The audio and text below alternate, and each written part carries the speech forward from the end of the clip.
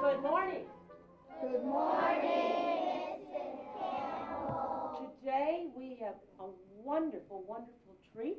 We have some guest musicians, and they're just so wonderful. Now, I would like to have you give them a big welcome.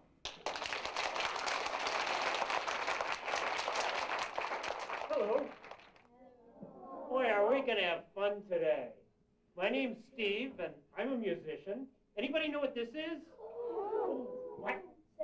Saxophone. How many of you thought it was a saxophone? Well, you're right. But now I have a little bit harder question for you.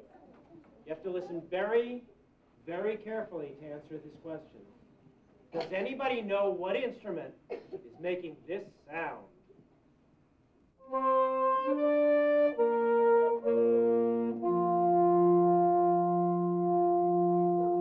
Okay, an organ. Very good guess, but wrong. Okay. Accordion. Good guess. Not quite. Saxophone. How many thought it was a saxophone? Well, you're right. I have an even harder question for you. How many of you thought there was one saxophone playing? Hands? Let's see if you're right. Hello, my name is Salvatore, and this is the soprano saxophone, and it sounds like this.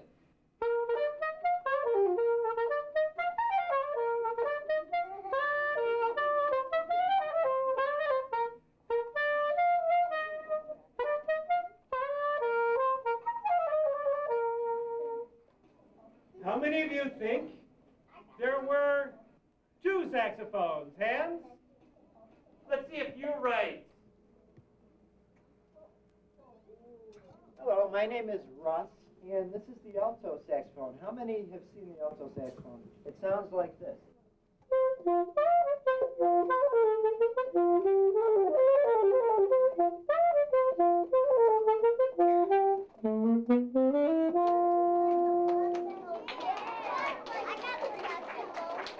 How many of you think there were three saxophones? Hands?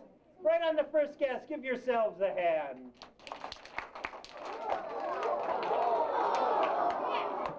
My name is Harry, and this is the baritone saxophone. It sounds real low like this.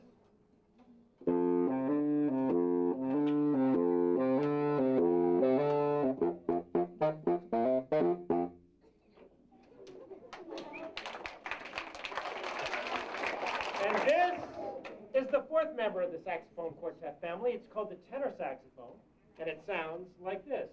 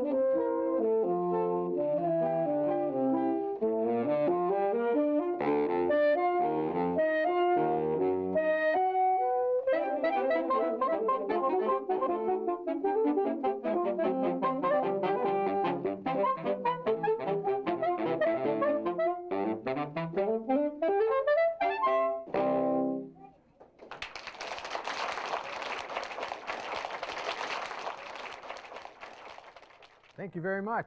We are the Amherst Saxophone Quartet. We're very happy to be here today. I'm going to talk a little bit about what we have to do to prepare for a concert such as this one today. First of all, out of all the music that we've collected over the years, we have to pick out a program or decide what music we're going to play, and hopefully we'll find something that you like.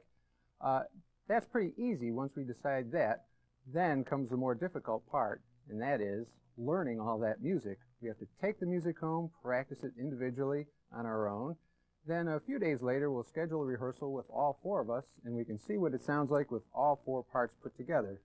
Now, everyone from a small group such as ours to a large philharmonic orchestra spend many, many hours practicing so we sound good for all our concerts. Here's an easy question. Do we have any sports fans in the audience today? Very good. Lots of hands went up. It could be any sport, soccer, baseball, hockey, football. Okay, you can put your hands down. Musicians and athletes are in the same boat. If they don't practice, they're not going to play well in their games. And it's important for us to practice too. And we're going to give you a demonstration now of how important it is for us to practice, because we will let you hear what it might sound like if we didn't practice. Stephen, I have to ask you a very important question. That is, did you practice last night? Uh-oh. I was gonna practice last night, but, my dog ate my music.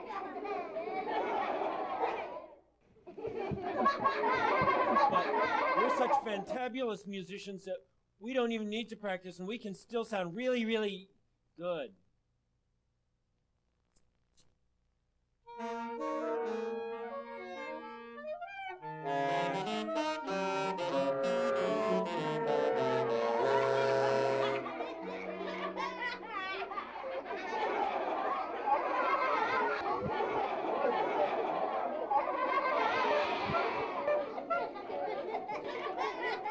Wasn't that horrible? Does anyone think they know what song we're trying to play? Pastor? Nope. I'll give you a hint. It should have sounded a little like this.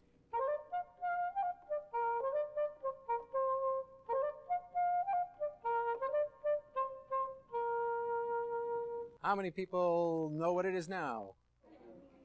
Oh, Susanna? Yes, it is Oh, Susanna. And of course, we really did practice it. Our arrangement is called Fantasy and Fugue on Oh, Susanna. We'll play it for you right now.